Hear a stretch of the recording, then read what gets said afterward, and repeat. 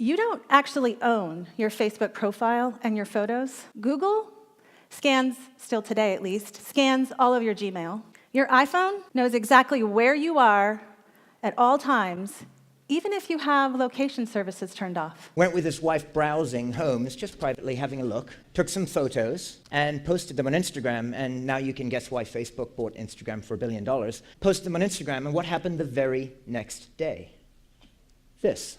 Cross-referenced against Zillow, which is a real estate homes compendium that actually matched the photographs and his location against the houses he and she were looking at, and gave them not only a realtor named Kathy Thierkel with 33 stars, by the way, but actually cross-referenced credit history, income statements, and location to give him offers on that house, all without his consent or knowledge. Division can be seen with the CEO of Facebook, Mark Zuckerberg, who in an infamous interview in 2010 pronounced that privacy is no longer a, quote, social norm. I can take your online information, combine it with your offline information, create a pretty massive dossier about you.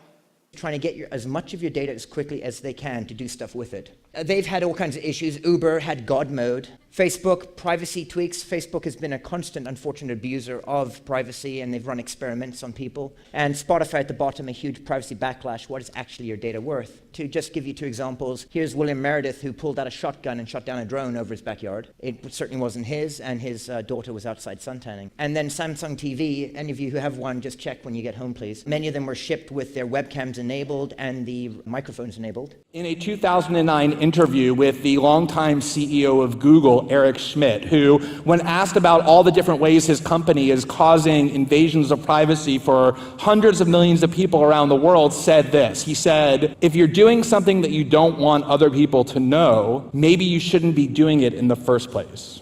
If you followed all the breadcrumbs here, you could see that I had cancer last year, but I don't want anybody to target me or any company to know that about me. You can very quickly find out, and this is actually on mine, 50 applications accessing my contacts, 57 accessing my information 24/7, whether or not the app was actually being actively used. That the United States and its partners, unbeknownst to the entire world, has converted the internet into an unprecedented zone of mass indiscriminate surveillance. And 61 accessing my media and files, and you ask me why Uber needs a copy of a photo I took of my children on the beach. They don't. Every single time somebody has said to me, I don't really worry about invasions of privacy because I don't have anything to hide, I always say the same thing to them. I get out a pen, I write down my email address, I say, here's my email address. What I want you to do when you get home is email me the passwords to all of your email accounts. Not just the nice, respectable work one in your name, but all of them. After all, if you're not a bad person, if you're doing nothing wrong, you should have nothing to hide.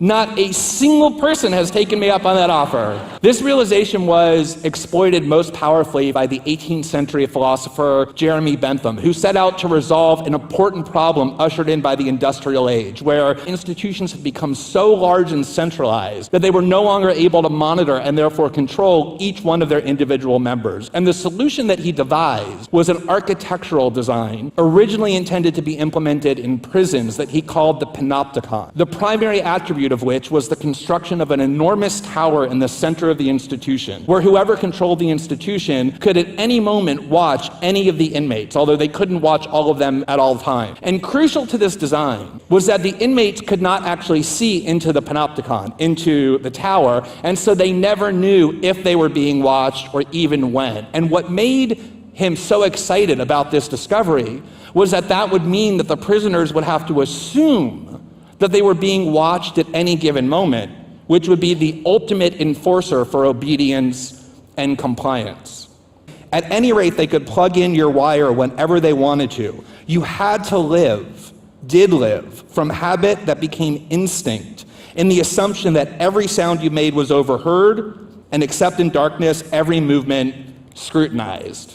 Because mass surveillance creates a prison in the mind,